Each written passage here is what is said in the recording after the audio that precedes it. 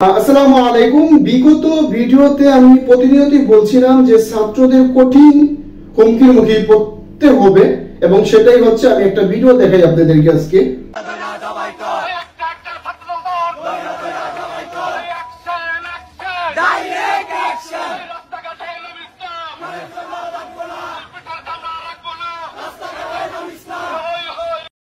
ভিডিওটা দেখলেন আপনারা। ছাত্রদের এদের স্লোগান হচ্ছে একটা একটা ছাত্রদল ধৈরা ধৈরা জবাই কর। এরা হচ্ছে সেই খুনিদের দোসর। আগে বলেছি এদেরকে আসলে প্রতিহত না করলে, এদেরকে কঠোর ব্যবস্থা না নিলে এই বর্তমান সরকার এবং ছাত্রদের কঠিন হুমকির মুখে পড়তে হবে, দেশকে হুমকির মুখে পড়তে হবে। তো সেই সময় অলরেডি চলে আসছে। আজকে তারা রোডে নেমে ছাত্রদের বিপক্ষে কথা তো নয়, তারা জবাই করতে চাচ্ছে। তো এই কথাগুলি তাদেরকে বলার সাহস কারা দিচ্ছে? এই উপদেষ্টাদের সুযোগ পেয়ে, ছাত্রদের সুযোগ পেয়ে তারা কিন্তু আজকে এই মাঠে নামতে পারছে এবং ছাত্রদের এই কথাগুলি বলতে পারছে।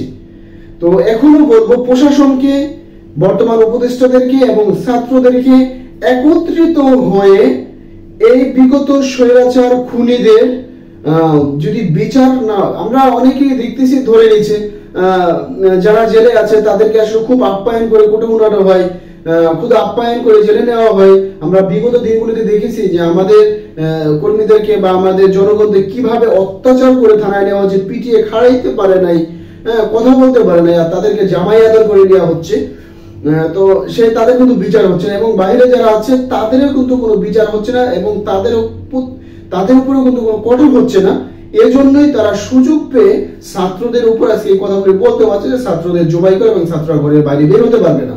তো আমি জানি না আদৌ যে ছাত্ররা এভাবে যে বসে আছে, এই বসে থাকাতে এদের কতটা ক্ষতি হতে পারে সেটাকে তারা জানে না।